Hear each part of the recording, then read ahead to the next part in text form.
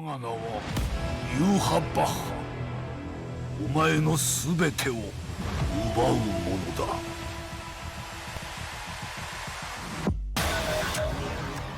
Hey guys, so given the recent events and what just happened in the game, I wanted to make this video to address 10 things, 10 evidences, whatever you want to call them, that really show that KLab do not play, well, they do play a game, but definitely not BBS. And at number 10, we're going to start with more grind. So lately, they've been introducing the Inheritance Trials, they've been introducing that quest for the Hogyokus, they've been introducing a bunch of things. The problem is they have not rebalanced the game ever since, meaning that the grind is just insane. Like, you'd have to take a full-time job work on BBS to be able to grind everything if you want to grind all of this. Instead of making, for example, the the epic raids at ×5 and stuff like that, they just kept them at ×1 and so on. So honestly, they really need to rebalance this, because honestly, if you want to grind everything, it is just taking all your life away. Now, number 9, there's limited time events or time limited events. These ones are the Inheritance Trials quest for co-op. And the problem with this is not everyone has time during the day to do their quest. And the first Inheritance Trial schedule was very bad for many people. It was just like 2 hours here and there. Plus some of those hours would also clash with the extreme co-op hours and so on. Then they changed the schedule and they made it an absolute nightmare for people living in EU, so in Europe. Why? Because essentially, like, the big time frame where you can play is either during daytime when everybody's either at school, uni, or work, or past midnight during the nighttime when everybody's supposed to be asleep. So while it does help when you're in the US, for example, it is really bad for anyone in Europe. Now, another big one is at number 8, more accessories. So they just keep adding accessories to the game, and not even like interesting one. It's like accessories are like one-offs from the previous one. So they've had the misanga, now they have the stickers, which are, by the way, in design not even impressive. It's literally just a sticker, like it's low effort kind of things. So these accessories are just one-upping from the misangas. So instead of just like reinforcing the misangas, making it slightly better, it's just like a one-up. Plus, the problem with this is it's further fragmenting the pool of accessories, because misangas would apply to more characters, but now you need to have one for each killer, which is even worse. So speaking of accessories, the pool is so diluted right now, and trying to get like the chappies are so hard, or the XP items is absolutely impossible. Not to mention that on top of this, they have some accessories that have like the purples and yukis are just here for dilution. They have no other purpose, especially since the focus revamp. Like, those accessories just are annoyances in that pool of accessories. And the other problem is, speaking of accessories, re-rolling. You just keep adding accessories, fine. Do improve the way that people re-roll accessories, because it is the most tedious and cumbersome thing ever. Like, you would spend hours to re-roll a single accessory. So this is an absolute nightmare. Do things like in 7 Deadly Sins, where you just like re-roll infinitely until you get the roll that you're interested in, or offer us a way to just like fuse 10 normal brushes into one super brush and like do as many fusions as we want, so that we can do re-rolling just using super brushes, or just allow us to do like 10 accessory rolls at once, and then we can pick whichever roll that we prefer. Now at number 7, map design, and that one came to us with the new guild quest mode, the guild quest revamp, and also the hard guild quest, when everything is just stacked within a tiny screen, and you need to have like a zoomed out version of the maps where you can see everything. In some quests, even especially the co-op quests, like, you get attacked by those like hollows that jump at you from outside of the screen, out of nowhere, and just push you across the earth. It is really weird. And speaking of guild quests, in the new hard guild quest mode, the frozen maps, it's like Discord on light theme. Like, it's just blinding the users. You don't see anything on that map. So they need to tone down the something on that map, because it's really hard on the eye. Now, another thing is at number 6, the banner rates. So they've been experimenting with banners for the past 2 years now. Like, every time like there's a new type of banner, ever since they introduced the step-up format at all times, it was just like constantly changing the format. Like they would try the 6%, the normal 6% banner. They would have the step fight as a guaranteed fight. So they would try so many things. Like we're guinea pigs at this point. And lately they've come up with this new format, which is the 1.5% chance to get one random character. And the thing is about this one, it's a 2+ years old character, meaning that it doesn't cover the entire premium pool or premium and seasonal pool. It's essentially premium plus seasonal that are anything anywhere between 2 years old and 5+ years old. There you go. So the problem with this one is, yes, you do get more chances on step 5, 10, like all the guaranteed steps to get one of the featured banner characters. But in between, you are just likely to get some really old dupe that you don't have. So while this is good for newer players, it is a complete it's really annoying for like older players essentially. Like what they could have done is have the normal like 6% banner and add an extra 1.5% for a random character from the premium seasonal pool that is like 2+ years old. And the reason why this is also annoying is because previously with the previous system, you had more chances to 505 units because they had to rotate a lot more between the fillers, because having 9 fillers every banner, that means you had a lot more rotations going on, meaning that you are a lot more likely to get the same character again and again. And because the fillers from the main banners are never like above 2 years old, it's something that is about 1.5 year old maximum, and you're meant to get them at 505. So essentially you're gonna get some usable character at 505. I'm thinking, for example, about Hiyori, Tech Hiyori, who's like a great support for Guild Quest. I'm thinking about, what's her name, Ruruka, Power Ruruka, and other characters that are usable because they've been in featuring feeder pools for a little while.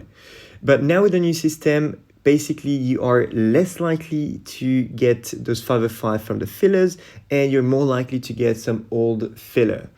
Now at number 5, we have the fake Senkamen delay. So yes, a little while back they did mention that a new Senkamen tower is coming, the one with the iceberg, the training iceberg of training. And that one has been delayed for no apparent reason. They just like apologizing, oh, we're sorry, we have had some delays in this one, it's been a bit harder to implement, blah, yada, yada, yada. Truth is, they actually just delayed it because they wanted to lock some flaws behind certain units that were not released in the game just yet. I'm thinking about the Zimpacto units, I'm thinking about the movie units as well, like all those floors that have been locked behind one specific unit that meets all the bonus rules. And it's just about the communication behind it. Like, do not lie to the players. Don't pretend that you are delaying something because it's harder to implement, when in fact you're just waiting to lock some flaws behind some specific units that are not yet released, making it even harder for people to complete this tower. Now at number 4, I want to talk about the resurrection schedule, and that one's a big one. Reason being, we have had 3 new resurrected units twice a month, for mid-month and a few days before end of month. And it's been like this for a little while now. And all of a sudden in 2021, KLab just like changed that schedule to once a month, 3 units, and they did not communicate about it whatsoever. Not a single communication, nothing. They could have just said something like, we realize that we're giving out too many orbs a month, so we're trying to change the schedule to give less orbs for the players. Or we realize that we're progressing too fast with the resurrection, so we'd like to decrease the frequency of the release. Nothing. They didn't say anything, and essentially like that means that players have less sources for orbs. Yes, this month I know that we have 6 units at once, the movie units, but this is an exception. Now at number 3, we have something that I also really want to talk about, the no testing policy, or the very poor testing. So lately KLab has been releasing a bunch of updates, but they have really not tested anything. It's just like they just like push them through the door as much as they can, and they just expect for the best. And it doesn't happen this way. I'm thinking, for example, about the Rukia bug, so the Thousand Blood War Rukia, the 10 years later version, where in PvP she would just not die whatsoever. Or I'm thinking about the other PvP bug where you could have teams with double Tsukishimas or double the balance which happened with like version 12 point something. I'm also thinking about what happened with the Spirit Society banner, where you would reach like step 5, which guarantees any of the featured characters exclusively, and then you would be pulling some random character from the filler pools, the not the filler pool, the the 2+ years old pool of like premium and seasonal characters. And they address this by giving out to all the affected players like a special ticket that would pull from the featured pool only. But still, this is like a big problem. Like, this is bad. That's never happened ever in the game before. Now, something else which just happened like yesterday is the sub 5-second hard Guild Quest completion times, where Kayla would issue warnings and bans to the highest spenders in the game for completing Guild Quest in under 5 seconds. So basically, they release a character that's absolutely broken. I'm talking about Confiol and Shuhei. They release a new power-up system that will allow to unlock extra skills, make the characters even more broken. And then they had this lame condition in Guild Quest to detect with accuracy, as they like to call it, cheating in Guild Quest, which is just like, well, if you complete this within under 5 seconds, you're probably cheating. No, if you knew your game, you'd know that this is not cheating. It's just like what the game allows you to do if you pour an entire GDP into the game every month. That's it. And so it's like, literally, as I called it yesterday, shooting yourself in the foot. Like the people that feed you, you just give them a slap. How do you expect them to react? Even if you just revert everything back, even if you just roll back to the and give them back their account, remove the warnings and stuff like that, the deed has already been done. Like you've already like hurt them in a way, Like, this is extremely poor customer experience. Now, moving on, at number 2, we have the disconnection from the players. And that one, I'm referring to what happened with the color level indicators. So with version 12 point something, they decided to just like revert all color level indicator to green. It's not that they decided this, it's just that they moved it for, instead of like being 10-10-10 and having your character to have this like orange-red gradient for the character level indicators, now you had to be at level 20, at like 20-20-20 link slots to unlock the red orangish gradient or the purple one for max sensitive characters. So like what this means is people have been working non-stop on enhancing their characters, doing the link slots, getting them max set, and so on, only to see all their efforts being wiped out within a single update. Everything turning back to green. And this, I think, deserves a second spot because it really affected everyone. And that really shows how the company doesn't understand the players.